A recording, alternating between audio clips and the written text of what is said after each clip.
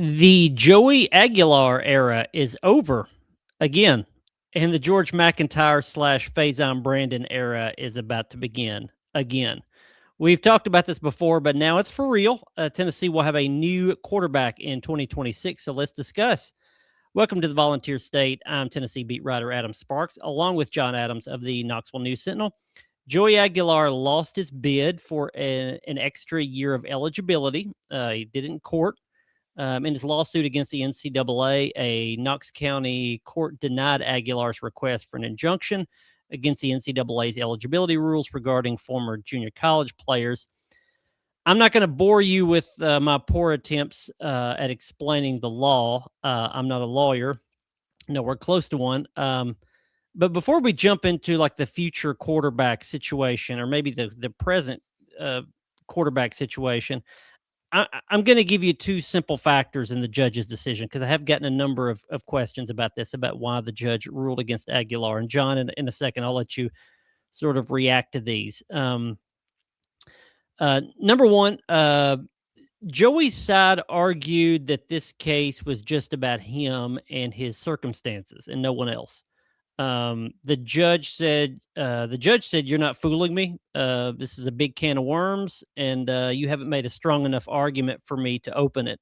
So that was one thing. The judge just was not prepared to just say, I'm gonna make a decision that could ultimately change the rules beyond just Joey Aguilar. Number two, and this is sort of along those same lines. Joey's side argued that he would suffer all the harm, and that was important in this case, that he made the case that he would suffer irreparable harm. It's millions of dollars, a priceless season of college football that he could never get back, and that the NCAA would suffer virtually no harm. The judge agreed somewhat on Joey's side, but disagreed on the NCAA's amount of harm. NCAA absolutely would suffer harm as well, because the rules ultimately could change. And lastly, the judges, John, I think this was the most interesting one of all these. The judge's Tennessee fandom in this case, I think, backfired for Joey. Joey's attorney argued that UT football and therefore the university and therefore Knoxville and therefore the state of Tennessee would suffer economic damage because of Joey's ineligibility to play. That all of those entities would suffer because Joey Aguilar was not suited up for the Vols in 2026. The judge knew his UT football history. In the hearing, he made that pretty clear. I mean, he rattled off a number of players from the 70s and 80s and knew Tennessee schedule. He's a Tennessee fan, and he knew Tennessee football from back 50 years. I actually think that hurt Joey rather than help him, that fandom, because it gave the judge a wider perspective. Essentially, I think the judge's perspective was, this isn't going to hurt Tennessee football because there were quarterbacks before Joey Aguilar. There will be quarterbacks after Joey Aguilar, and the program is kind of bigger than one decision and the eligibility of one quarterback. So in the way that I think fandom helped, like a Trinidad Chambliss in the Ole Miss case, it actually hurt Joey, I think, because you couldn't fool the judge. The judge knew what Tennessee football is, and he knew that not everything was dependent on Joey Aguilar. John, before I jump into sort of the last point, anything you thought that was interesting about the decision and about maybe the judge's association to that decision? Well, you bring up a good point when you say this argument backfired. Another reason it might have backfired, maybe the judge has been hearing for weeks how, well, this is a slam dunk for Tennessee. No local judge is going to rule against Tennessee football. And so maybe he decided to weigh his principles more than his fan allegiance and said, you guys think I'm just going to rubber stamp this, and I'm not doing that. So is he near retirement? Is he? He's in an 8-year term, and I think he's got like maybe 2 years left in his 8-year term. I think this is his second term, if I remember right. No, I think he's gonna be on the bench for a while, but he's not up for Okay. reelection for I think a couple more years. Well, I think it's not a good way to get reelected. And a friend and I were talking about that, and he just scoffed at the possibility that a local judge would rule against Joey Aguilar. Like, well, how's he going to get reelected if he does that? Uh, so all those things came into play, but I think the points you bring up are interesting, but I still think and valid arguments.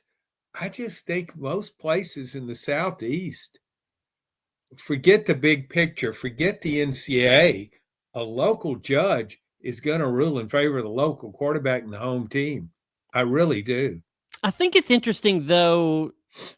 Sort of a side note, it's not like it was 100% of Tennessee fans in favor of Joey Aguilar. That's true. Yeah. It may have been 70-30. I mean, there was, if there were 10 people talking to this judge, I'll bet 2 or 3 of them would have whispered, "I hope he loses." It's not like 10 out of 10 would have told him that. Okay. Now, I mean, I think your point is valid. He's expected to rule in favor of the Tennessee quarterback because he's in Knoxville.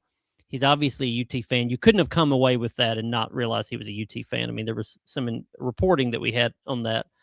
But he was so complimentary of Joey Aguilar. He was very aware of what he did during the season. He thanked Joey Aguilar for his play. So he is a fan. The judge is a fan. But John, you said principles in college football in the same sentence, and so I thought about interrupting you there for a second. Oh, yeah, okay. Good deal. This is where I'm going to make some enemies because almost all of our audience here are Tennessee fans. I liked the fact that the judge was reasonable and principled, and I say that let me take my sports writer hat off for a second and put on my Knoxville/Tennessee resident hat on. I liked that the judge was reasonable and principled. I'm not saying he made the right decision. I thought there was reasonable arguments on either side of this. It's really just which argument you chose to go with. And the judge actually made the point in the order that he thought Joey's attorney made the wrong argument. He could have made a different argument and maybe had a little more traction.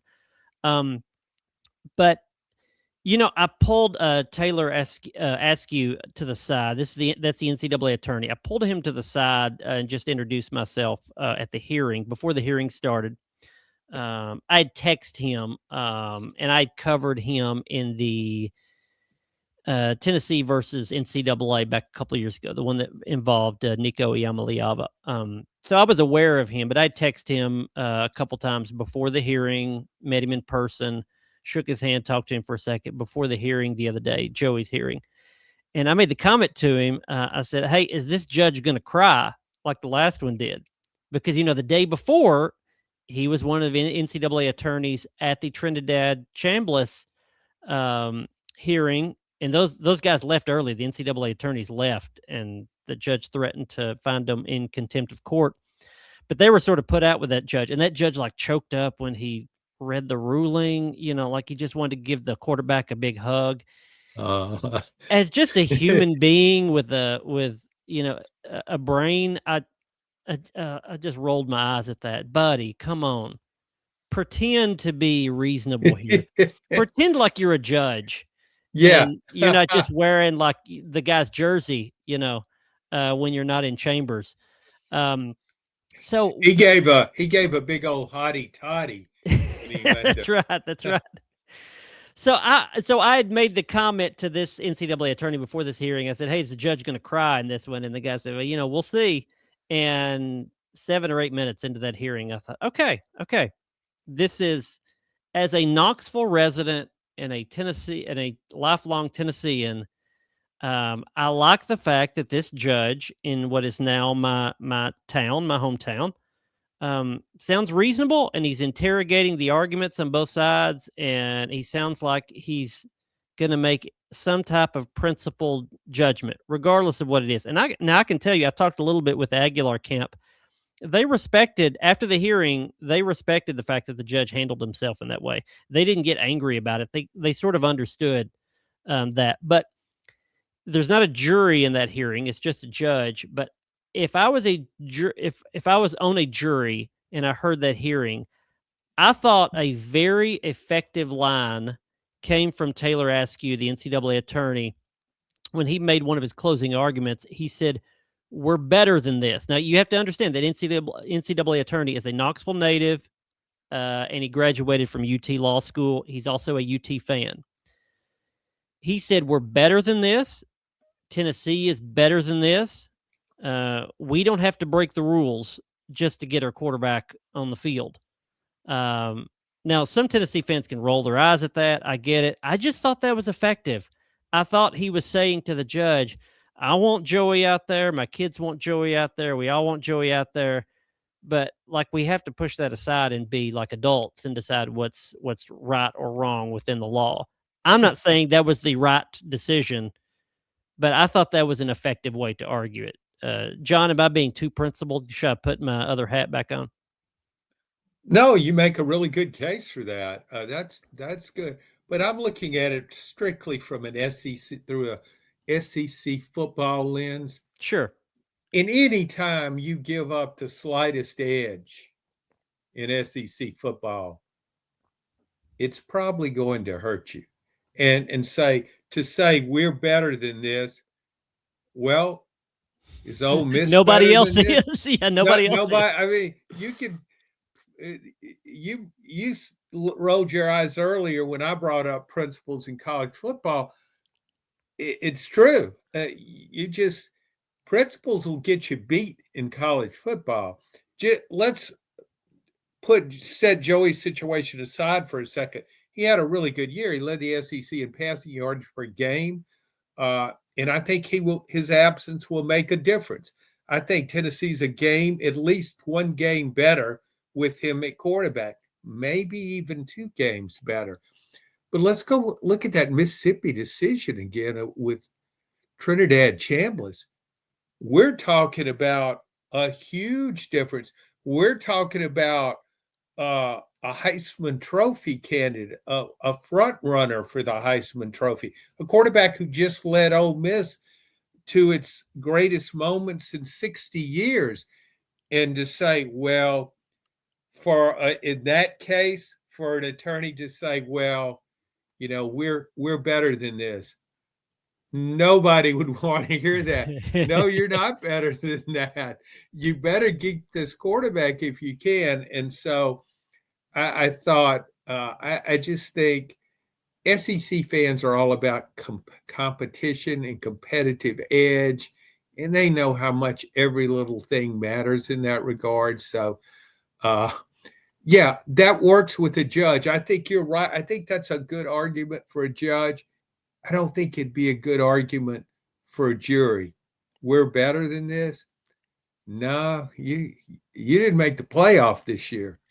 Yeah, and I can hear the counterpoint already coming across from the listeners, and that would be, yeah, but what difference does it make? These are all silly NCAA rules. Like, we're not talking about war and peace, or we're not talking about anything serious. This is whether or not a guy that played was in college football for 7 years should be in there for 8. It's junior college rules in the NCAA, and none of this matters. Like I said, I thought there's pretty reasonable arguments on both sides. It really depended on which part of the argument that the judge really honed in on. And I laid out before some of the factors that if you read his order, which I have it, those were some of the factors that that played into it. I have heard some Tennessee fans say that they wanted Joey to win, but they're kind of fine with the result because they're also ready to move on. So let's move on. The 2026 quarterback competition, which puts Tennessee, I think, in a weaker position. John, you mentioned that before. 1 or 2 wins, probably less without Joey Aguilar. I think that's reasonable. I think I said on our last pod that I thought he was about a win and a half difference. If if you're talking about that Tennessee would win 7 games without Joey and 8 games with him, I thought it was worth it to move on. But if you're talking about Joey, without Joey, you're 8-4, and with Joey, you're 10-2, then boy, you would love to have had Joey because that's a playoff team. So we'll see. We'll never know what Joey Aguilar team would have done in 2026, but we will see what the next quarterback will be able to do. And I think this whole situation now makes spring practice and this whole offseason really, really fun and really interesting. So I wanted to go through what we know now. We have some finality, at least close to it. And Joey Aguilar can still appeal, but he's going to the combine this week. I think he's going to try to move on. I don't see an appeal being successful anyway, and even if it was, it would take a long time. So Tennessee, and I think Tennessee fans should move on and say, Joey Aguilar, thanks for what you did. You're now an alum, and we're going to move on to the next quarterback. So, John, I wanted to spend the rest of the pod here with us making a prediction of the quarterback depth chart. Now, obviously, this is from a late February perspective.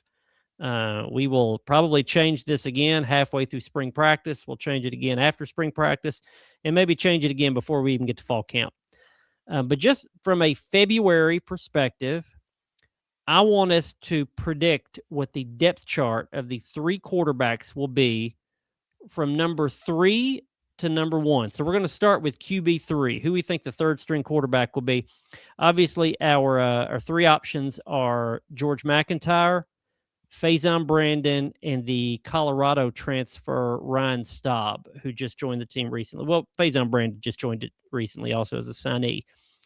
So, John, we have not discussed this beforehand, so I don't know what your order is, but you start. Give me, who's your QB3 when the season arrives? Who's your pick for QB3? Who will be the third string quarterback and why? I found that to be a really difficult question. Yeah, it is. Because I'm always uncertain about 5-star quarterbacks coming into college football. I don't know. Some of them might walk in and then you say, oh my gosh, this guy's a real deal.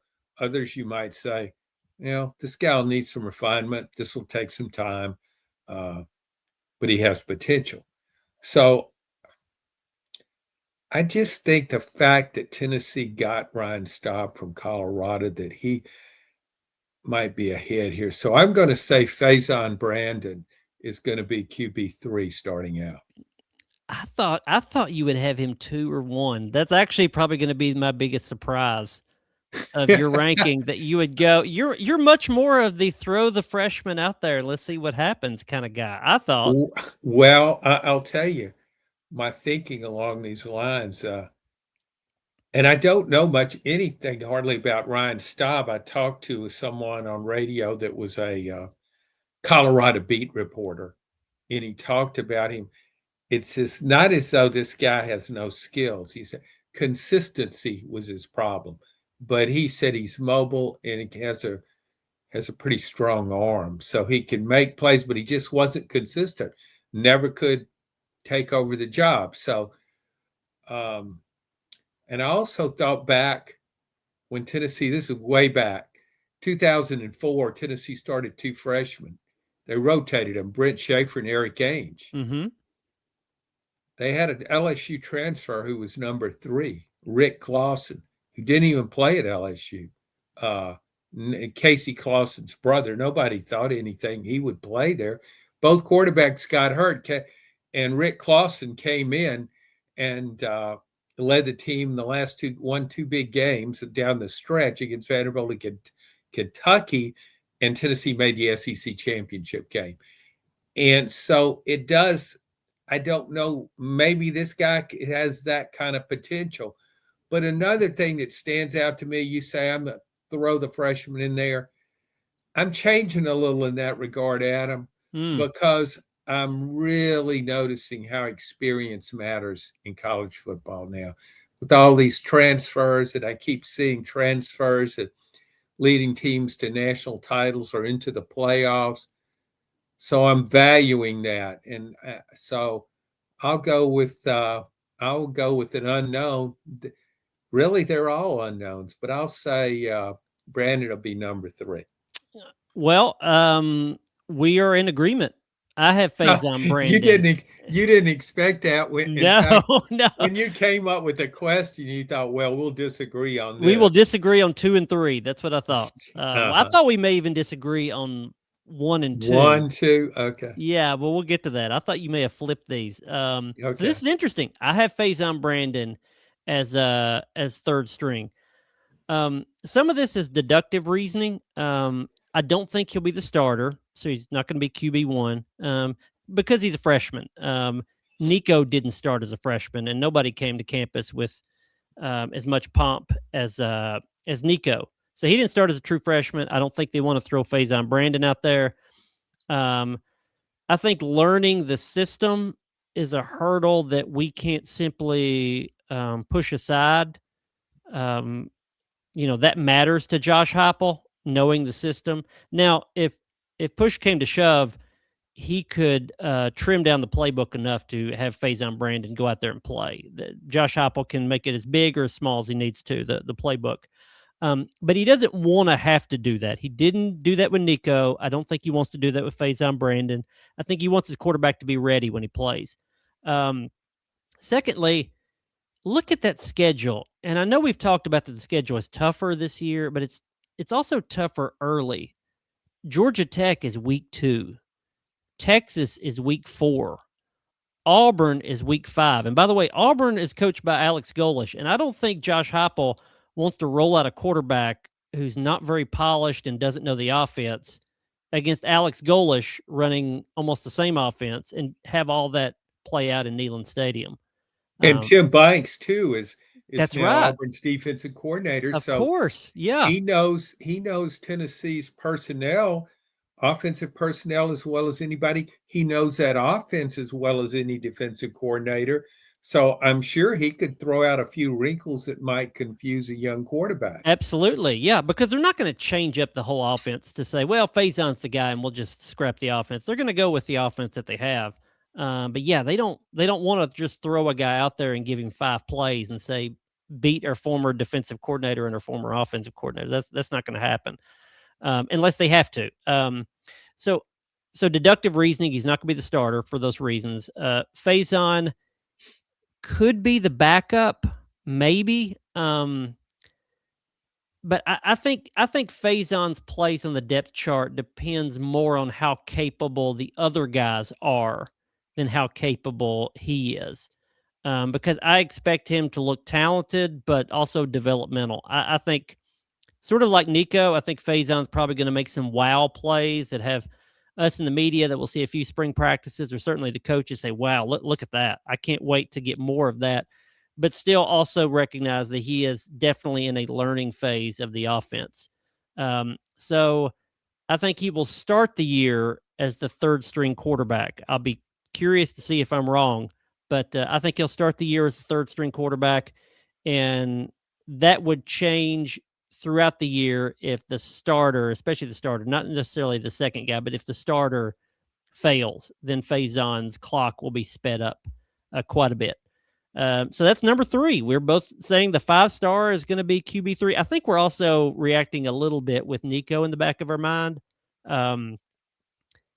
That number 1, he sat out the first year, but number 2, when he did start, it wasn't like he set the world on fire as a redshirt freshman. So I think there's a little hesitation to thinking that these aren't one and done guys that are, play 1 year and straight to the NFL. So that's number 1, Faizon Brandon. We're putting some low expectations, but he is a high talent. That's QB3 in our eyes. So John, I think I know where you're going. To start the season, who do you think the backup is at quarterback?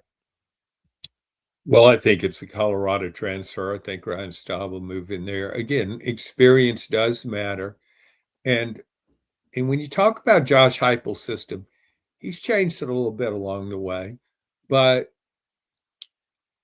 I thought when Nico was a true freshman, and even as a redshirt freshman, Josh Heupel wasn't about to change the offense to accommodate this young talent. And what really provided confirmation for that was when Nico went to UCLA, and UCLA just kind of let Nico run around and make plays, and he can do that. Heupel didn't do that. He's still a staunch believer in his system, and he's not of a mindset that, well, this guy, say Faizon Brandon has more, upside as far as athleticism, can make plays. So I just think he will want somebody as his backup. Go back to Gaston Moore was a backup once, an experienced guy who knew the system.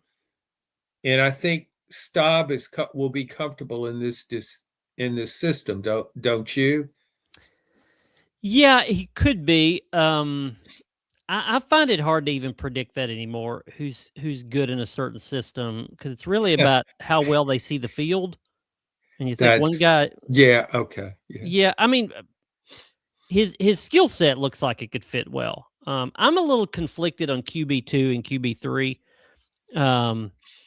because I mean, I don't know how we're going to check our work necessarily. Like, do we really know? Are we really going to know who's who at number 2 and number 3? If George MacIntyre is the starter, and nobody else plays, I guess when the backup plays, whoever goes out, that's the backup. But we saw this before with Merklinger and MacIntyre last year. Like, who's really the number 2? I think let's assume that these guys are 2 and 3, Staub and Faizon. I think the coaches will want Faizon to think he's number 2 at worst, so that he doesn't get discouraged. They want to hang on to him. Whether if he's not starting, they want him to think that he's pretty close to starting. So Ryan Staub could be 2, but Faizon think he's 2. I mean, that's sort of what happened. Can we have a designation for that? Number 1, number 2. Well, on the depth charts now, it's or. They have or for all these guys, and that really started happening more when the transfer portal and NIL came along. It really did. Everybody's a winner. Everybody. You're not 5th string. You're 2nd string. You're the last or, but these are in alphabetical order, son. I promise you. We only talk about you in the coaches' meetings. Nobody else. Only you. You're loved. I promise. That's sort of the approach that you have to take with some of these players. But in reality, I do think Staub will be the backup to start the season. Now, it's interesting that I'm sort of splitting the difference here, because I've talked to a number of people since the Joey Aguilar decision happened. People around the program, others that cover the program, and I've heard some people say that they think Staub will be the starter. I don't think so, but I've heard others say, listen, Staub is Gaston Moore. He's the insurance policy. He's the number 3. He's serviceable, but that's it. He's number 3. So I'm splitting the difference and saying he's number 2. Because the question is, I mean, on one hand, he was Colorado's backup. So is he even good enough to be Tennessee's backup if he was Colorado's backup? Now, on the other hand, and I think you brought up this point, he can run and throw. I think Josh Heupel would value the fact that Ryan Staub can run some zone read stuff, can do some quarterback runs. They wanted to do that with Joey Aguilar. It wasn't really there. Syracuse, he had a couple good runs, but after that, they were like, this guy can't run. He can throw, but he can't run. I think the best case scenario for Ryan Staub is that he will be what they hoped Jake Merklinger would be. If you remember back, Jake Merklinger's first spring game, he had when they couldn't hit the quarterback, he would take off and run. He had like a 25-yard touchdown run. He got out of the pocket quick, had a couple quarterback runs. Again, they couldn't tackle him, but you saw some mobility there. He wasn't like an A+ runner, but he was sort of a B+ runner, and he could also throw reasonably well. What they hoped Jake Merklinger would be, I think they're hoping Ryan Staub can be. So I'm putting Staub at number 2 with the assumption that he'll play the best football of his life under Josh Heupel. Usually these quarterbacks play their best under Josh Heupel's system. Hendon Hooker was up and down at Virginia Tech. He was great at Tennessee. Joe Milton was a big question mark at Michigan. He played pretty well at Tennessee. Nico had a playoff season in his first one, his only year starting at Tennessee. So, assuming that Ryan Staub fits into the offense, and really that's all that matters, whether or not he fits into the offense. I think he could sort of be a better Jake Merklinger in terms of skill set, and maybe even like a poor man's Joey Aguilar in terms of offensive fit. And if you put those two together, that skill set and that understanding, then you've got a pretty solid backup quarterback. So, John, I cannot believe still that we are in agreement here, but I think I like the skill set. I think you like the experience of Ryan Staub. Is that fair? Yes. While you were talking, I was listening to what you were saying and thinking, you look back at Heupel's time at Tennessee and you go back when he brought in Joe Milton, a Michigan transfer who'd started a few games at Michigan as a freshman, he had the job, he lost it. Why was Josh Heupel enamored with Joe Milton? Super strong arm. Yep. Okay. Then we go, but Hendon Hooker ends up winning the job after 2 games. Then we go to the next, Milton moves on after starting for a year, but going back to the recruiting process and who is perceived as the next guy, it's Nico Yamaleava, another strong arm guy. So who has the strongest arm in this group, do you think? Faizon. Well, we've got him at 3.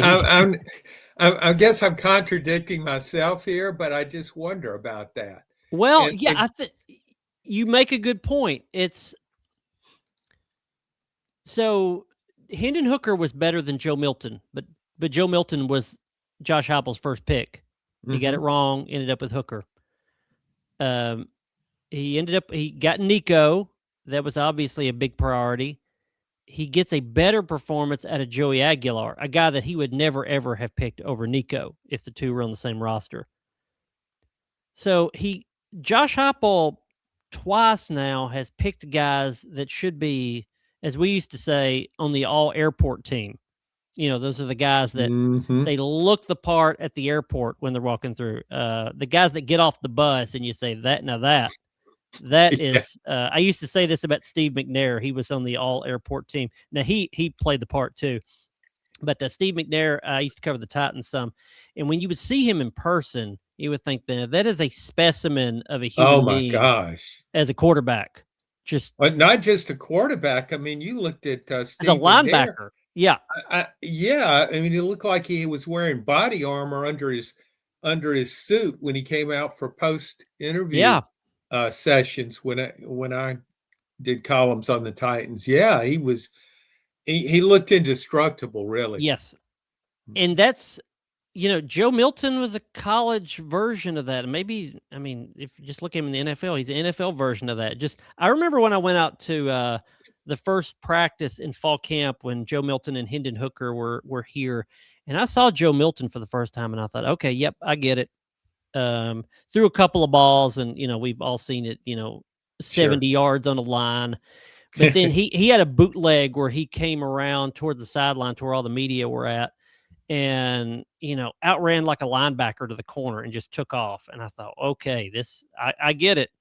But it was a little different in the game. And so Josh Heupel ends up with Hendon Hooker, who would have been a guy that would have wowed him at UCF, but didn't at Tennessee. And then he ends up with Joey Aguilar, a lot of success. Joey Aguilar would have been a guy that would have played for Josh Heupel at UCF.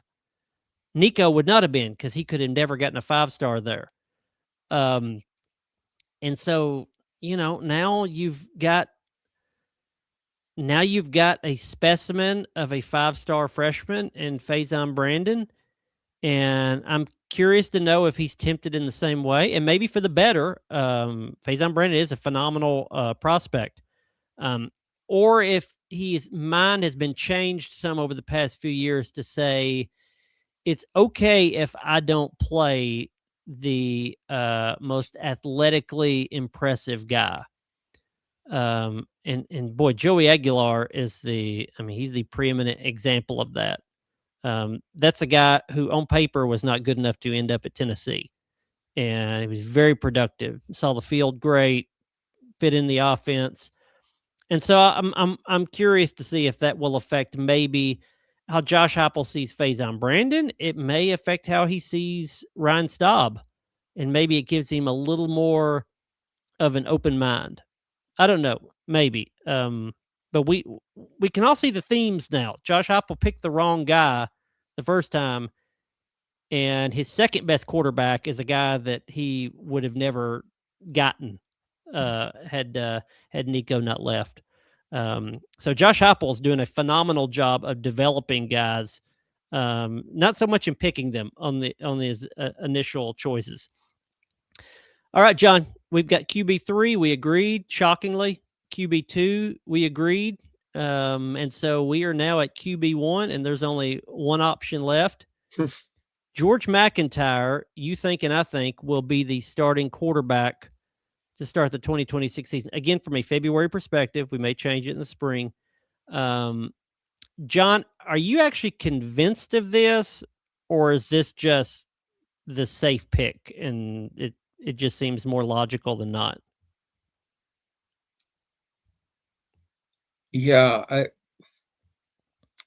that's a that's a safe pick. Your pause tells me everything that I need to know. Yeah, it's the logical pick. Let's go back to George MacIntyre was a really good high school quarterback. A lot of schools wanted him. I don't look at George MacIntyre as I did some other picks that recruits that came in here at Tennessee quarterback like a Jake Merklinger, who I think was also a 4-star. And I go back to Tavian Jackson, who might have been a 3, maybe He was in a 4. one. He was a 4. He was a 4. Okay. Yep. I look at MacIntyre differently than I did those guys.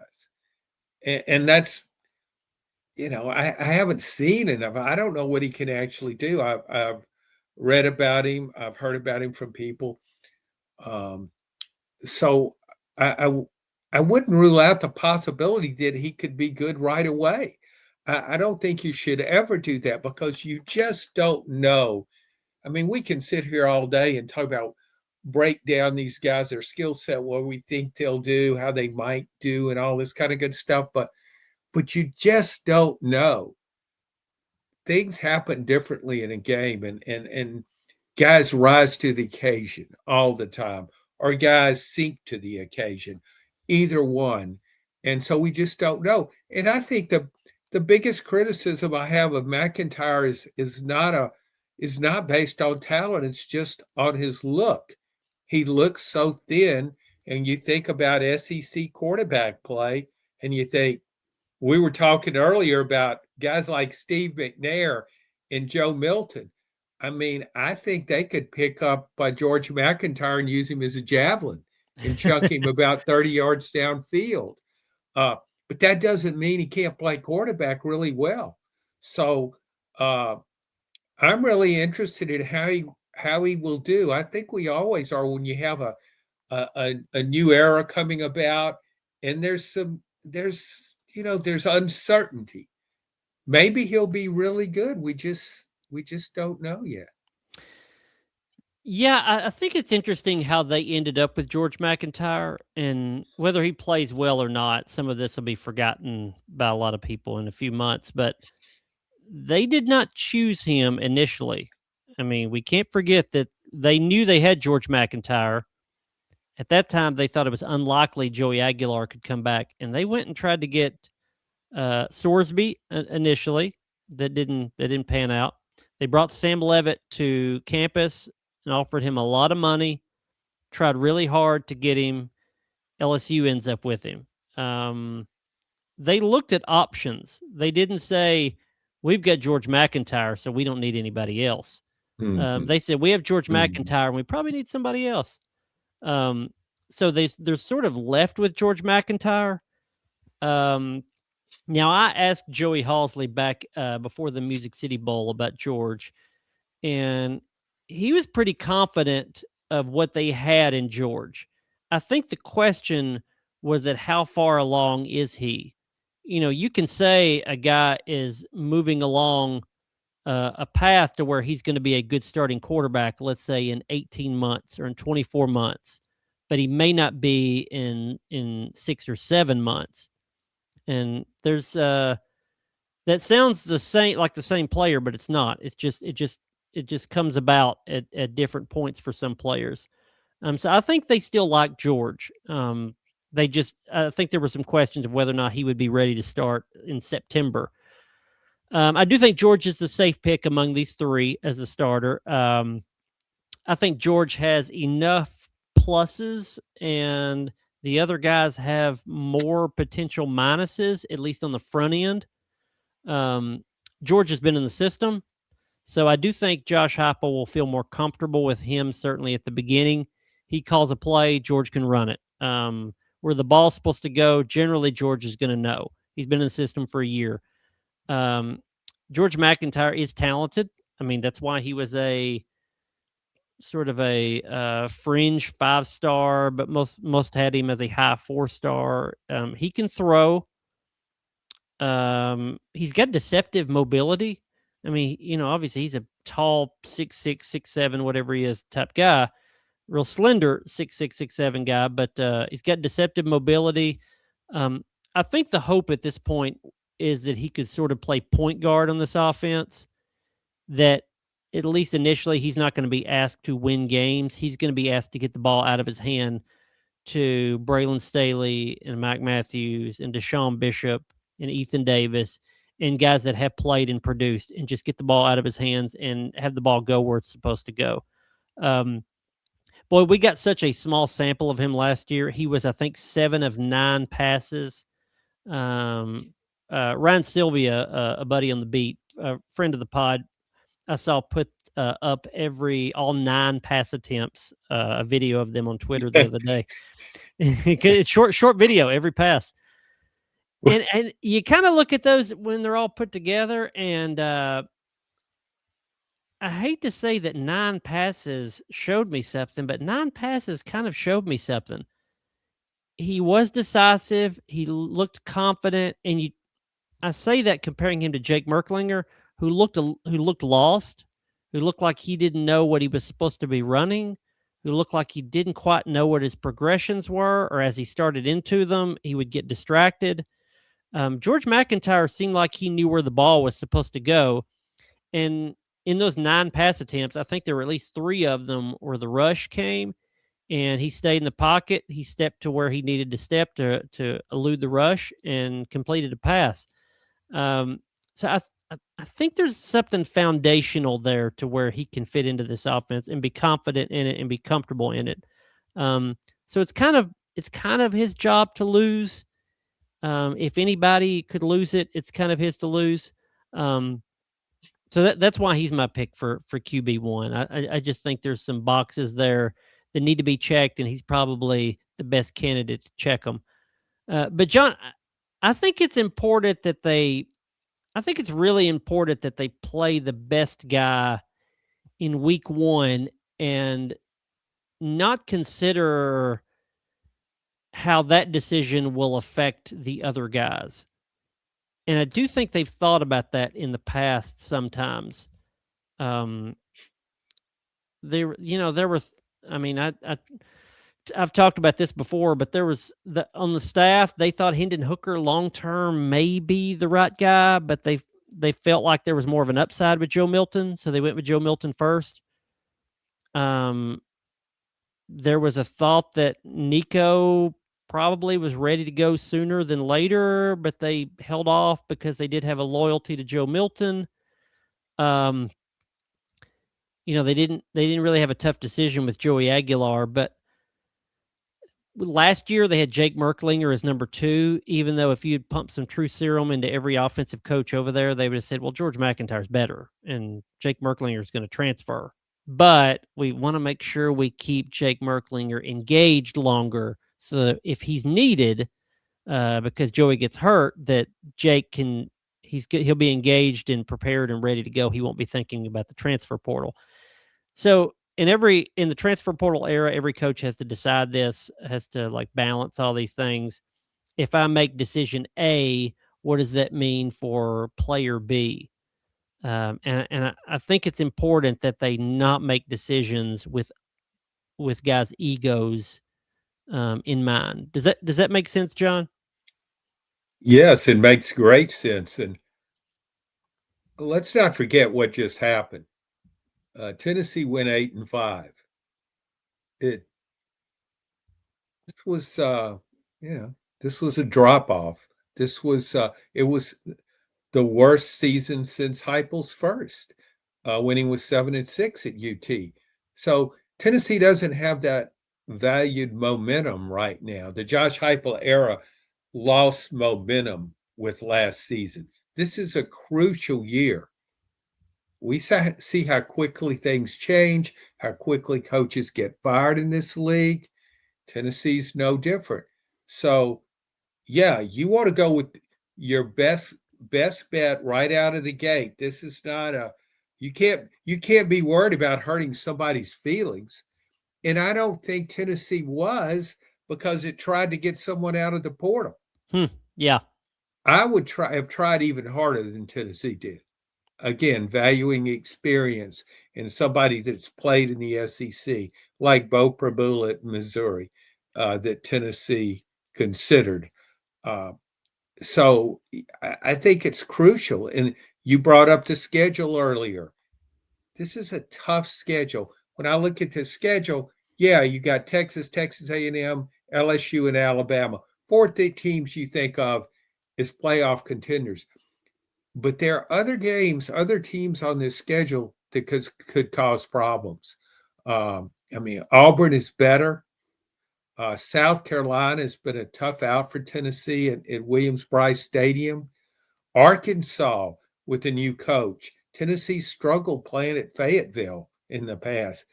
The midsection of this schedule, not just the top of it, the midsection is tougher. I guess that's a theme for another podcast. I'm sorry, but to me, it all comes into play when you're evaluating who's the best quarterback. How do you want to manage this quarterback situation?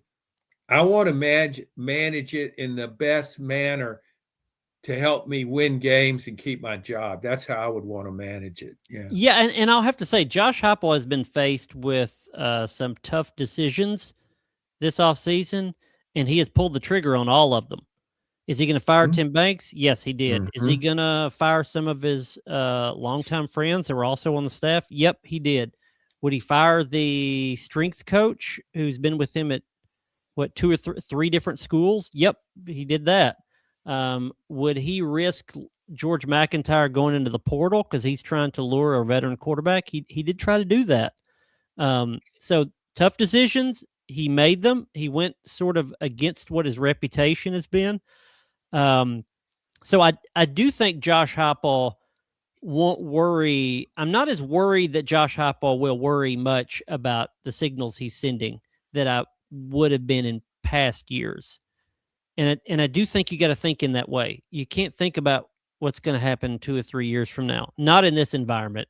You've got to win now and make decisions based on that. I do think it's interesting that this will be the first time that Josh Heupel has been at Tennessee where the quarterback decision that he makes will potentially run off the other guy, and supposedly the younger guy is the more talented of the two.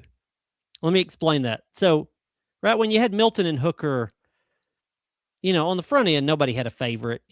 Play one of them. They're both transfers. Play one of them. The other one doesn't work out. Whatever. When Nico came along, Yeah, some people were eager to see Nico play as a freshman, but they knew Joe Milton was gone at the end of the year. So there wasn't really a lot of hand wringing around, oh, no, Nico's going to leave if you don't play him, because Yeah. he knew he was going to start, and he started the Citrus Bowl, and everybody was happy. This is different because George MacIntyre comes in probably as the slot front runner, but the guy that most fans, I think, would want to make sure they keep is the 5-star, is Faizon. And he's the younger guy. And this is also different because, like, Joe Milton was a 6th-year senior. Nico was a freshman.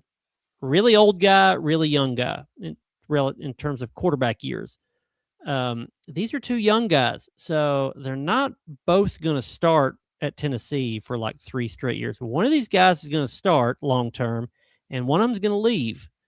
And in the portal era, we all understand how that's going to happen. So if George starts and plays well, you would think Faizon would probably eventually leave. And people are going to have to understand that. Of course, if he's playing well, Tennessee's winning a lot, then, what difference does it make? If George starts and is just adequate to pretty good, there's going to be a lot of pressure to say you need to abandon this. Otherwise, you're going to lose Faizon. Because, again, they're only 1 year apart. One's going to start long-term and one's going to leave. But if you throw Faizon out there too early, you may push George into the portal, and Faizon may not pan out immediately, and then you may lose them both. So I do think this situation is just different than any other that Josh Heupel has had, because again, he's made hard decisions. He's made them well this offseason. He has to understand one of these guys is going to start, one's going to leave. That's just the way it is. I mean, John, does it end up any other way with these two guys only 1 year apart? No, but you can't think about that. And the other thing to remember, no matter who leaves, the transfer portal forever beckons. Yeah. It's always there. And, oh my gosh, you lost it. Well, maybe you'll go get an even better guy in the transfer portal. So, I mean, Tennessee tried to do that. If it had got, you could lose a guy, but you don't worry about that. You just try to get the best guy you can. Tennessee's got good NIL money. It can compete. It competed strongly for Sam Levitt, who eventually went to LSU. But yeah, you just can't worry about that. You can't, and you don't think about who might be your quarterback 2 years from now, maybe start 3 seasons. Again, that's changed. That's not how you play college football now. You take each year unto itself, and you go all out and try and win everything you can in that year. And things don't work out, again, the transfer portal is out there waiting with open arms. Go get them. And I do think a lot of Tennessee fans are sort of conditioned a little bit now to not tie themselves to a young blue chip anymore after the Nico situation. Taven Jackson didn't pan out. Jake Merklinger didn't pan out. Nico left, and the guy that you ended up was probably better than Nico. The most VFL guy at quarterback that Josh Heupel's had was a transfer, Hendon Hooker. So you can always move on. None of these guys are the end-all, be-all. Whoever plays well is who you want. I don't think you should have as much fear about losing a 5-star unless he's played like a 5-star. And if he's played like a 5-star, he's going to get paid. He's going to get the job anyway. So we reserve the right to change our positions on what we think the depth chart will be, and that will probably, those opinions will start to change as soon as spring practice opens, which is March 16th. We'll talk again about this though, and not too long. Certainly we'll have some spring practice coverage coming up. Follow our coverage of the Vols at KnoxNews.com. Share this podcast with your fellow UT fans. We'd love for you to subscribe to the pod as well to make sure you never miss us. And thanks for listening to this episode of The Volunteer State.